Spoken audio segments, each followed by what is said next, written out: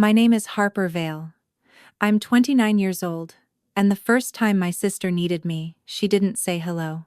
She stood at the intake desk of a rehabilitation center in Columbus, Ohio, on Monday, the 15th of June 2026, holding a folder so tightly the corners had bent under her fingers. Her mascara had settled under her eyes. Her hair, usually curled and sprayed into place, was pulled back with a rubber band like she had slept in a waiting room chair. For a second, I almost didn't recognize her. 6 years earlier, my parents handed Marissa $36,000 in a white envelope at an Italian restaurant and called it support. That same night, I asked to borrow $4,700 to fix my car and finish my care coordination certificate. My father looked at me under the yellow parking lot lights and said, "You don't deserve any help, Harper. You've had enough chances." I had $312 in my checking account that night. Now Marissa was standing in front of me with a stack of papers, and the same frightened look I used to see in elderly patients when no one had explained the forms they were signing. "Harper," she said. Her voice cracked on my name. Not from guilt, from urgency. "I need you to sign something." Behind her, my mother sat in a vinyl chair near the window, both hands wrapped around her church purse. She looked smaller than I remembered. Older, too. She didn't wave. She didn't smile. She looked away before I could meet her eyes. I took the folder from Marissa and read the title on the first page. Emergency Care Trust, Disbursement Request. Underneath it was my father's name, Russell Vale. And at the bottom, on the line marked Authorized Care Manager, was mine. The paper did not feel heavy, but my hand did.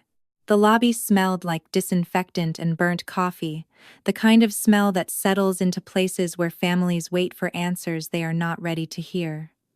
Somewhere down the hall, a television murmured to no one.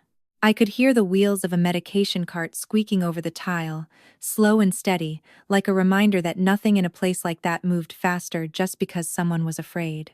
I turned the first page carefully. Marissa had already placed a pen across the signature line, angled toward me, as if the decision had been made before I ever walked through the door.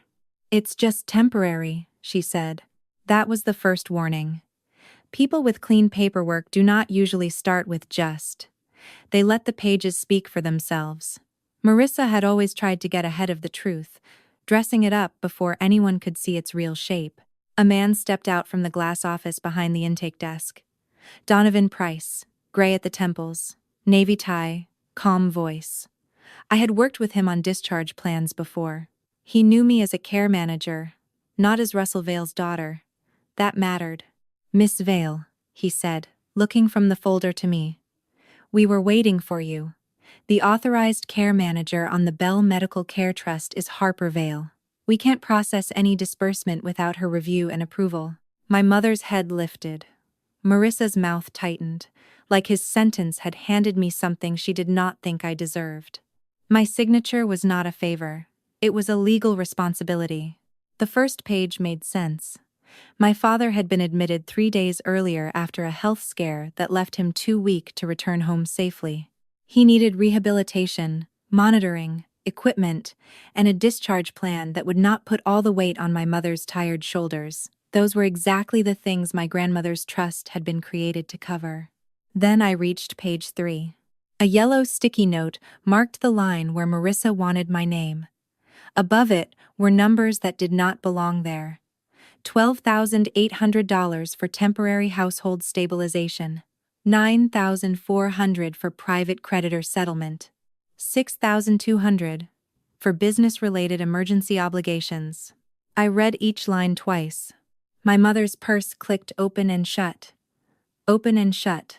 The same cream-colored purse she carried to church every Sunday, full of peppermints, tissues, and every version of herself she wanted people to believe. "Mom," I said, still looking at the paper. "What is this?" She swallowed. "It's complicated." That was the second warning. In my family, complicated usually meant someone had already done something simple and wrong. Marissa reached for the folder, but I moved it back before her fingers touched the edge. "It's all connected," she said. "Dad's care, the house, Mom's bills, everything. We just need to get through the next month. The trust is restricted, I said. I know that. No, I said, turning the page toward her. You know it exists. That is not the same thing as knowing what it allows. Her face changed then. Not enough for a stranger to notice. Enough for me. 6 years earlier, they told me I had created my own emergency. 6 years later, they brought me theirs, highlighted the signature line, and expected my hand to move before my eyes did. It didn't. Please subscribe to support the channel. I bet you're watching this video right now, while lying down with your legs crossed, right? If that's true, type 7. If not, type 9. Let's see whether I got it right. Alright. Enough talking. Let's begin the story. 6 years earlier, before anyone in my family needed my signature, I was standing in the restroom of Bellini's on 5th, trying to make myself look less tired. It was Friday, the 12th of June 2020. I had slept 3 hours after working the hospital front desk from 11 at night to 7 in the morning, then drove to the restaurant, still feeling like the fluorescent lights were burning behind my eyes. There was a faint crease across my cheek from the pillow. I rubbed at it with cold water, then smoothed down my gray cardigan as if that could make it look new. In my purse were 2 papers I had folded so many times the edges had gone soft. One was the estimate from Mike's Auto Repair, $2,300 to keep my Honda Civic from becoming scrap metal. The other was the final tuition notice for my care coordination certificate, $2,400 due by Monday. $4,700. Not a vacation, not a business dream, not a studio with polished floors and a flower wall for Instagram photos. Just a car that started and a class I had already nearly finished. When I returned to the table, Marissa was laughing at something my father said. She wore a white blazer, gold hoops, and the kind of confidence people have when they have never had to decide whether gas or groceries mattered more that week. My mother sat beside her, glowing. Her hand kept touching Marissa's shoulder like pride might spill out of her if she did not hold it in place. The waiter brought tiramisu. My father cleared his throat. That sound had always meant the room belonged to him now. He reached inside his jacket and pulled out a white envelope. My mother pressed her fingertips to her lips. Marissa blinked fast, already wearing the face people make when they know good news is coming. Your mother and I believe in you, Dad said. You have vision, Marissa. Real vision. We want to help you take the next step. Marissa opened the envelope. I watched her face change before I saw the number. $36,000. A deposit for her boutique event studio. 6 months of rent. Website costs. Photography equipment. Furniture. Branding. All the words my parents treated like proof of ambition. Marissa cried. My mother cried with her. My father smiled like he had just invested in the future of the family. I sat with my hands under the table, one thumb pressing into the other, until the nail left a half moon in my skin. After dinner, I waited until we were in the parking lot. The June air was warm and smelled like asphalt and garlic from the restaurant vents. I asked my mother quietly, because begging felt less humiliating if only one person heard it. Could I borrow $4,700? I can pay it back monthly. My father turned before she answered. He did not ask what it was for. He did not ask how close I was to finishing. He just looked at me, beneath the yellow parking lot lights, and said, You don't deserve any help, Harper. You've had enough chances. Marissa looked down at the envelope instead of at me. She did not smile. That would have been easier to hate. She just looked relieved it was not her problem. My mother looked at me, then at the money in Marissa's hands. Not tonight, Harper, she said. This is your sister's moment. I drove home that night with the windows down, because the air inside my car felt too small. My father's words did not hit all at once. That was the strange part. At first, they sat in the passenger seat like another folded paper, something I could pretend not to open until morning. I told myself I was tired. I told myself he had not meant it the way it sounded. I told myself mothers said things like, not tonight, when they were embarrassed, not when they were choosing. But by the time I reached the little split-level house where I had grown up, I knew the truth. My family had not misunderstood what I needed. They had understood perfectly. They had simply decided Marissa's dream was worth funding, and my future was something I should survive alone. That was when I thought of my grandmother. Lenora May Bell lived 40 minutes outside Dayton in a white house with blue shutters and a porch that leaned slightly to the left. Most summers, Marissa had dance camp or cheer clinics. I spent 2 weeks with Grandma Lenora because my parents said it was easier that way. At the time, I thought I was getting the smaller thing. I understand now that I was not. Her house smelled like black coffee, ivory soap, and old paper. There was always a radio playing low in the kitchen, usually a baseball game she was not really listening to. On the refrigerator, she kept a calendar covered in pencil marks. Doctor appointments, prescription refills, insurance calls, church rides, birthdays of people who no longer remembered their own. Grandma Lenora had taken care of my grandfather for 8 years before he passed. She never talked about it like sacrifice. She talked about it like work that deserved to be done carefully. People get old in public, she told me once, sliding a pill bottle across the table so I could read the label to her. But they get scared in private. That is where you have to pay attention.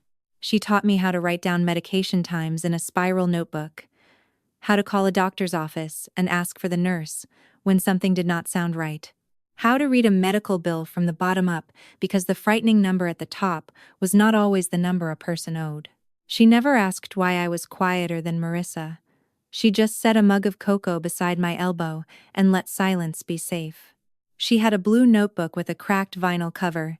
Inside were names, dates, phone numbers, questions to ask, and reminders written in her slanted handwriting. Do not let tired people sign what they do not understand.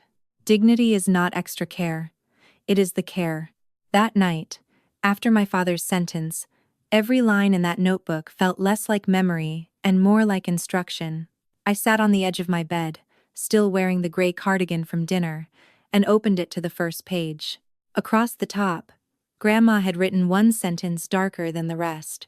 When people panic, they look for someone to carry what belongs to them. I did not understand why that mattered yet. 6 years later, sitting across from Marissa and that folder, I would. The next morning, I packed before anyone else woke up. Not because I had a plan. I didn't. Plans belong to people with savings accounts and parents who asked questions before closing doors. I had 2 canvas bags, a laptop with a cracked corner, 3 work shirts, Grandma Lenora's blue notebook, and a Honda that made a grinding sound every time I turned left. I moved quietly through my old bedroom, folding clothes into uneven stacks. The room still had the pale yellow curtains my mother chose when I was 14, because she said they were cheerful enough. Nothing in that room had ever really felt chosen by me. Even leaving it did not feel dramatic. It felt like returning something I had only been allowed to borrow. Downstairs, my mother was already on the phone in the kitchen. I heard her before she saw me. Harper just needs to learn independence, she said, in that soft church voice she used when she wanted judgment to sound like concern. I stopped on the bottom step. For 1 second, I wanted her to turn around. I wanted her to see the bags. I wanted her face to change. But she only glanced at me, covered the phone with her hand, and whispered, "We'll talk later." We didn't. By noon, I was standing outside a garage apartment behind a brick ranch house owned by Calvin Brooks, a retired mail carrier with bad knees and kind eyes. The place was small enough that I could touch the kitchen counter from the edge of the bed. The window stuck halfway open. The heater clicked like loose teeth. Rent was $525 a month. Calvin handed me 1 key on a brass ring. "Rent's due on the 5th, he said. "Dignity's free here." I almost cried then. Not at the restaurant. Not in the parking lot. Not while my mother looked through me. But there, holding a cheap key outside a room that smelled like dust and lemon cleaner, I had to look away. The months after that became a kind of math. 11 p.m. to 7 a.m. At the hospital desk. 2 hours of sleep if the upstairs neighbor's dog stayed quiet. Online coursework in the afternoon. Peanut butter toast for dinner. Gas paid in $10 increments. Every bill arranged by due date on the wall beside my bed. Twice, I almost dropped the course. Twice, I remembered what it felt like to be told I was not worth the investment. I finished my certificate in December. I sent a photo of it to the family group chat at 8:42 p.m. after my shift started. Marissa did not respond. My mother sent a heart emoji. My father sent a thumbs up. The next morning, he posted a photo of Marissa's studio sign with the caption, "Proud of our girl chasing her dream." I read it beneath the humming lights at work, while an elderly woman named Ruth Bellamy waited at my desk with a denied insurance letter shaking in her hand. I could not fix the whole system for her, but I could read the letter slowly, find the phone number she had missed, and sit with her long enough for her hands to stop shaking. So I put my phone face down, pulled Ruth's chair closer, and said, "Let's read it together." Ruth Bellamy was the first person who made my work feel less like survival and more like a language I already knew. I did not think of it that way then. I was still counting hours, bills, gas, and sleep. But after Ruth, the nurses started sending older patients to my desk when forms confused them. Not because it was my official job, it wasn't. But because I knew how to slow my voice down. I knew how to point to one line at a time. I knew how to make a person feel less foolish for being afraid. Grandma Lenora noticed before anyone else did. By the fall of 2021, she had started moving slower. She still wore lipstick to the grocery store and corrected cashiers who called her young lady, but she gripped the banister longer when she climbed steps. In October, she fell in her kitchen and fractured her hip. After surgery, the hospital discharged her with a stack of instructions thick enough to scare a healthy person. My mother said Grandma would stay with them for a few weeks. A few weeks became 2 months. Marissa came by once with a bouquet from a florist near her studio. She arranged it on the nightstand, took a picture of herself holding Grandma's hand, and posted it with the caption, "Family is everything." She left before the soup was warm. My father talked about the cost of grab bars, co-pays, and the rented walker like each number was an accusation. My mother carried casseroles to church and told people how exhausting caregiving was. I do not think she was lying. Caregiving is exhausting. But there is a difference between being tired because someone needs you and being resentful because they interrupted the version of yourself you like showing people. I came after work. Sometimes in the morning, sometimes at night. I changed sheets. I sorted pills. I called the surgeon's office when the incision instructions contradicted the discharge packet. I wrote questions in Grandma's blue notebook, the same one she used to teach me from. One evening, she watched me tape a medication schedule to the dresser mirror. "You're good at this," she said. "I'm just organized." "No," she said, and her voice had that dry edge that meant she was not accepting the smaller answer. "You pay attention when people are embarrassed. That is different." I looked down because praise from her always landed somewhere my parents' approval never reached. She took my hand. Her fingers were thin, but her grip was still firm. "Some people only love you when you don't need anything," she said. "Remember that, Harper." Grandma Lenora died that December on a clear morning, cold enough to frost the inside edges of my car windows. At the funeral, Marissa cried loudly. My mother accepted hugs like she had earned each one. My father stood near the back, talking to an uncle about medical expenses before the flowers had been moved. 3 weeks later, I got a call from Morris Feld, an elder law attorney whose name I recognized from the bottom of a folder in Grandma's drawer. His office smelled like old carpet and lemon polish. He wore suspenders and kept 3 sharpened pencils lined beside a legal pad. "Your grandmother created a medical care trust," he said, sliding a document across the desk. $410,000. Restricted use. Rehabilitation, home safety, licensed care support, medical equipment, approved services for Russell or Eileen when the time comes. I stared at the page until the words separated. Then he tapped one line with his pencil. "She named you as authorized care manager." I looked up, Morris did not smile. Your grandmother did not leave you revenge, he said. She left you responsibility. For almost 5 years, I did exactly what Morris told me to do. Nothing. The trust sat in a file drawer, documented, protected, waiting for a future none of us wanted to imagine. I built my career, one patient at a time. I left the hospital desk. I worked under Dr. Naomi Whitaker.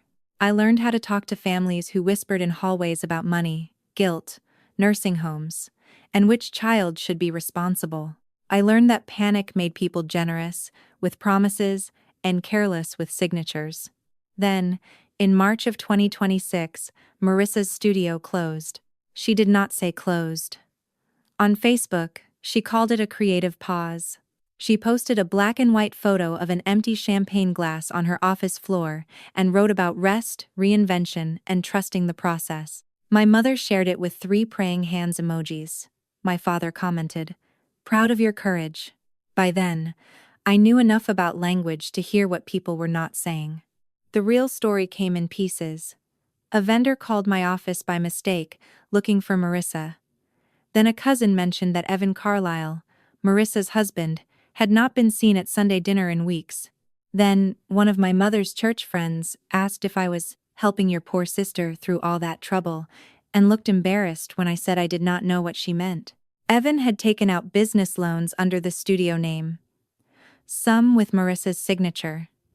Some, according to Marissa, with signatures she did not remember giving. He left her a 2-paragraph email saying he needed space to figure things out. He also left her with past due rent, angry vendors, maxed out cards, and numbers that added up to $118,000. My parents helped her quietly. $8,000 first, then $15,000, then $22,000. I learned that later, from a bank statement my mother forgot inside a folder. No one called it poor planning. No one said Marissa had used up her chances. Emergency sounded different when it belonged to her. In June, my father had the health scare that put him in rehab.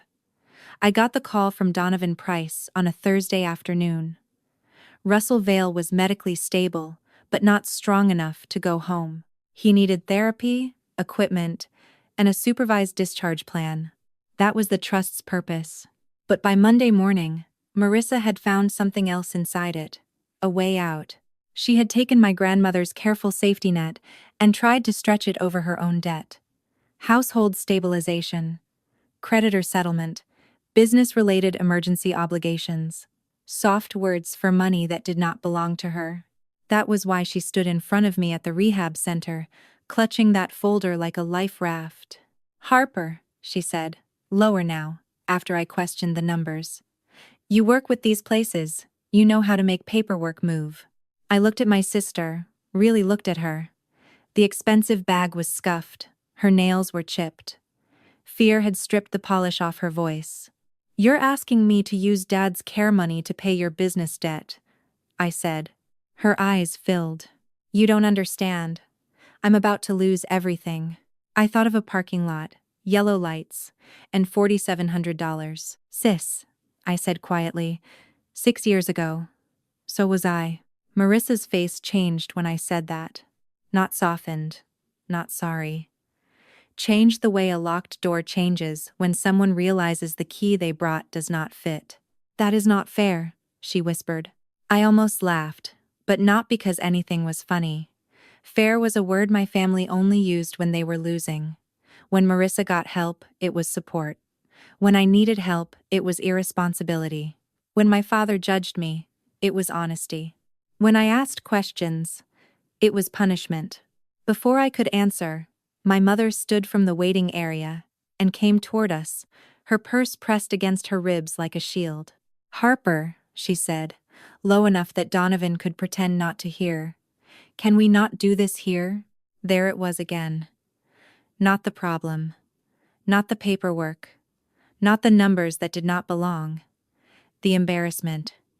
That was always the emergency my mother recognized first. "I'm reviewing the request," I said. "You're making your sister feel like a criminal." I looked at Marissa. She was crying now, quietly, with one hand covering her mouth. It was the kind of crying that had worked in our house for 30 years, because everyone moved quickly to stop it before anyone asked what caused it. She submitted business debt under a medical care trust, I said. That is not a feeling. My mother's eyes flicked toward the hallway that led to my father's room. Your father is sick. I know. He cannot handle stress. Then we should not add fraud to his discharge plan. The word landed hard. Fraud. I had not raised my voice, but my mother flinched like I had slapped the folder against the wall. Marissa stepped closer. I didn't know what else to call it. You could have called it your debt. Her tears stopped for half a second. My mother reached for my wrist. I moved back before she touched me. Her hand hung there, empty, then folded into itself. You have always been stronger than your sister, she said. That sentence was dressed like a compliment. It had always been a leash. Strong meant I could wait. Strong meant I could understand.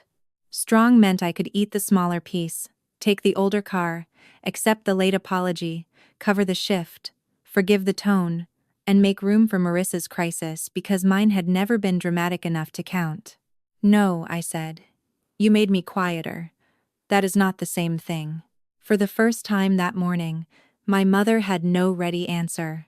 My phone buzzed in my pocket. Once. Twice. Then again. I took it out and saw my father's name on the screen. Do the right thing. 4 words. No question. No greeting. No please. I stared at them until the letters blurred a little, then turned the phone so Marissa and my mother could see. What do you think he means by right? I asked. Neither of them answered. I already knew. In our family, right had always meant whatever cost Harper the most, and Marissa the least. I did not answer him. For a long time, that would have felt impossible. My father's messages had always carried the weight of a command, even when they were only 4 words on a screen. But, that afternoon, I put my phone back in my pocket and told Donovan I needed the request held until a formal review could be done. Marissa stared at me like I had betrayed her. My mother said my name once, softly, like she was trying to pull me back into the version of myself that apologized before anyone accused her. I left anyway. That night, my apartment was quiet in a way that did not feel peaceful at first. It was a 1-bedroom on the 2nd floor of a brick building near Grandview, nothing fancy, but mine. The kitchen faucet dripped if you did not turn it hard enough. The bedroom window looked out over a parking lot and one stubborn maple tree. On the small table by the window, I placed 3 things in a row. Grandma Lenora's blue notebook, the Bell Medical Care Trust folder, a scanned copy of the old auto repair estimate from Mike's Auto Repair, dated June 2020. I had kept it for 6 years. Not because I planned to use it against anyone. Not because I wanted to stay angry. I kept it because sometimes, when a family tells you a story about yourself long enough, you need proof that the original version was real. $4,700. That number looked smaller now than it had then. Smaller than 1 month of rehab. Smaller than one bad business decision. Smaller than the amount Marissa had tried to hide under soft words and emergency language. But back then, it had been the difference between finishing and quitting. I opened Grandma's notebook. Her handwriting leaned to the right, neat but impatient, like she trusted the page to keep up. Do not let tired people sign what they do not understand. I read it 3 times. Then I opened the trust folder and began making notes. Rehabilitation placement, appropriate. Home safety assessment, appropriate. Walker, shower bars, medication management, caregiver hours after discharge, appropriate. Private creditor settlement, denied. Business, related obligations, denied. Anything payable directly to Marissa, denied. My hand shook once when I wrote that last word. Denied. It was strange how heavy a fair word could feel when you had been raised to believe fairness made you cruel. At 10:16 p.m., I emailed Morris Feld, Donovan Price, and Dr. Naomi Whitaker. I requested a formal care review for the next morning. I attached the trust language, the questionable request pages, and my proposed list of approved expenses for my father's actual care. Then I sat there in the dim light, listening to the faucet drip. I was not abandoning my family. I was refusing to disappear inside their emergency. By 9 the next morning, the small conference room at the rehabilitation center was too cold. Rooms like that always were. Beige walls, a round table pretending to be wood, a pitcher of water no one touched, a box of tissues placed in the center like the building already knew someone would need to perform sadness before the meeting was over. Donovan Price sat at the head of the table with a tablet in front of him.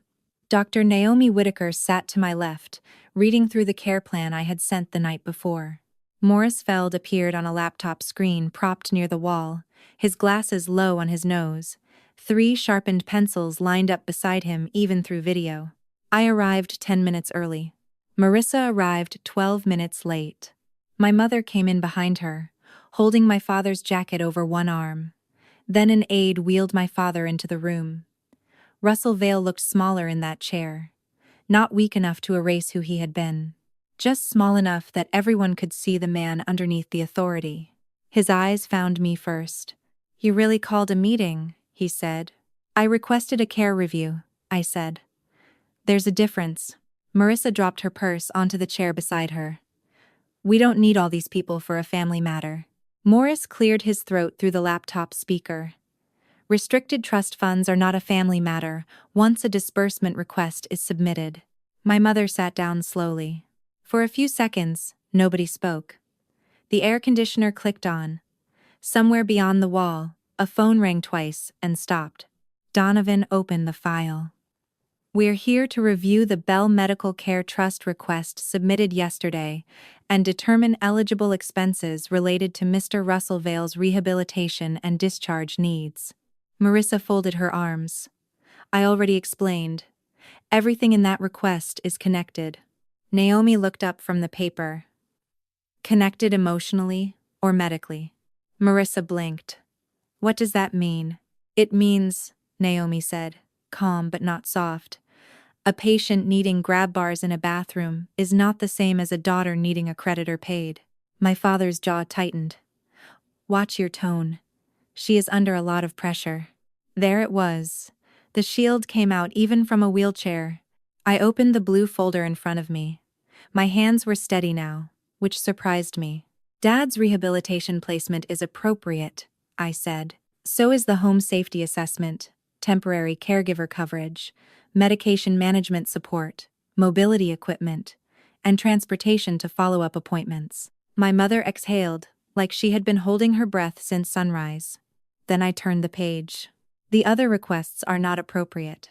Private creditor settlement, business-related obligations, direct emergency support to Marissa. Those are not permitted under the trust." Marissa leaned forward. "You're making it sound like I tried to steal something." I looked at her. "I'm making it sound like what it is." My father's hand closed over the armrest. "Harper, this is your sister." "No," I said. "This is a legal document." The room went very still. I slid the marked pages across the table, not to Marissa, but to Donovan. "I will sign for Dad's care," I said. "I will not sign for Marissa's debt." For the first time in my life, my father opened his mouth and had no command ready.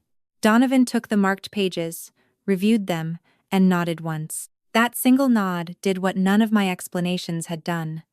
It moved the room from argument into procedure. "The approved expenses," he said, "will be processed for rehabilitation placement, home safety modifications, medical equipment, medication management support, and limited in-home caregiver coverage following discharge." He looked at Morris on the laptop. Morris adjusted his glasses. "That is consistent with the trust language." My mother pressed a tissue to her mouth. I could not tell whether she was relieved my father would be cared for or devastated that relief would not include Marissa's rescue. Maybe both. Families like mine had trained everyone to mix those things until no one could tell the difference. Marissa stared at the table. "So that's it?" she said. "You get to decide I lose everything?" Her voice was quieter now. That made it worse. The dramatic tears had burned off, leaving something rawer underneath. Fear, maybe. Or the shock of discovering that consequences did not disappear just because she was scared. I folded my hands together. "No, Marissa," I said. I did not decide that. She looked up at me then. You came here with a form that used Dad's care to hide your debt. You marked the line where you wanted my name. You did not ask me what the trust allowed. You did not ask me what would happen to Dad if it was misused. You only asked me to sign. Her face tightened. My father shifted in his wheelchair. She made a mistake. I turned to him. Not sharply, just fully. So did you, I said. The room held its breath. 6 years earlier, that sentence would have terrified me. Saying anything close to criticism would have made my stomach twist for days. But sitting there, with the trust documents open and my grandmother's intention finally louder than my father's voice, I felt something steadier than anger. I felt done. Morris spoke next. Any future request involving non-medical debt will be denied automatically. Continued attempts may require formal reporting. Marissa's chair scraped back. You'd report your own sister? I would protect the trust, I said. And me? I looked at her for a long moment. I saw the white blazer from Bellini's, the envelope against her chest, her eyes sliding away from me in the parking lot because my pain had been inconvenient. Then I saw the woman in front of me, frightened, cornered, and still trying to make me carry what belonged to her. You are not the trust, I said. Naomi slid the correct care forms toward me. The pages were clean. No hidden creditor lines, no soft words covering someone else's emergency. Just my father's care. I signed them. My mother started crying then, quietly this time. I placed the pen down. For 6 years, my family treated help like something I had to earn, and Marissa was born deserving. That morning, I helped them, but I did not let them use me. After the meeting, no one chased me into the hallway. That might not sound like much, but in my family, silence had always been another kind of verdict. This time, it felt different. Not warm. Not healed. Just different. Like a door had closed behind me and, for once, I was the one holding the handle. Marissa filed for personal bankruptcy 6 weeks later. I found out from my mother, not from her. Evan's name came up in a lawyer's letter, then in another one. Then in a long voicemail Marissa left me at 1:12 inches the morning that I did not return. She said he had ruined her. She said she'd been the wrong person. She said nobody understood what it felt like to watch everything fall apart. I did not write back. I do. Some truths do not need to be handed to people who would only use them as a place to sit down. My father stayed in rehabilitation for 34 days. The trust paid for what it was meant to pay for. Therapy, equipment, a home safety assessment, a caregiver 3 afternoons a week after discharge. My mother learned how to organize medication in a weekly box and how to ask questions without apologizing first. Sometimes she called me for instructions. Sometimes she called and said nothing important at all. One Thursday evening, while I was unloading groceries, she said, I thought because you were strong, you didn't need me. I stood in my kitchen with a carton of eggs in my hand and watched the refrigerator light fall across the floor. No, I said. I became strong because I learned not to need you. She cried. I did not comfort her the way I once would have. I stayed on the phone. That was what I could give. My father took longer. Men like Russell Vale do not apologize quickly because apology requires them to stand somewhere lower than command. But 2 months after the meeting, a cream envelope arrived in my mailbox. Inside was a photocopy of the old transfer receipt for Marissa's $36,000. Beneath it was a note in his handwriting. I remember what I said. I was wrong. I read it once, then again. I did not forgive him that day. I also did not throw it away. I placed it in a folder separate from the trust, separate from Grandma Lenora's notebook, separate from the documents that had protected everyone but me for so long. That evening, I drove past Bellini's on 5th without meaning to. The sign was still there. The parking lot lights were still yellow. For a moment, I saw the girl I had been standing under them with 2 folded papers in her purse, waiting for someone to decide she was worth helping. Then the light changed. I kept driving.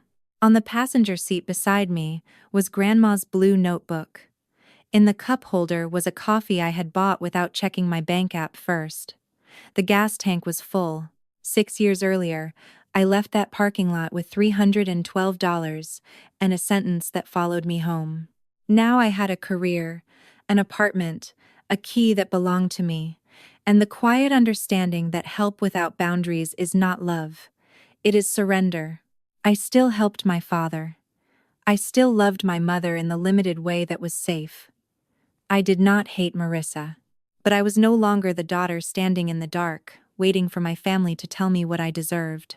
What Harper's story teaches us is that sometimes the deepest wounds do not come from strangers. They come from the people who were supposed to see us clearly, love us fairly, and protect the parts of us that were still learning how to stand. Family can be beautiful. Family can be shelter. But family can also become a place where one person is always forgiven, and another is always expected to understand. One child gets support, and it is called belief. Another asks for help, and it is called weakness. Over time, that kind of unfairness does something quiet to a person. It makes them question whether their needs are too much, whether their dreams are too small, whether they have to earn love by never becoming inconvenient. But Harper's life shows us something powerful. Being denied help does not mean you are undeserving. Sometimes it only means the people around you were too limited to recognize your value. She did not become strong because her family treated her well. She became strong because she had to build a life in the empty space where their support should have been. And yet, when the time came, she did not become cruel. She helped her father. She protected what her grandmother left behind.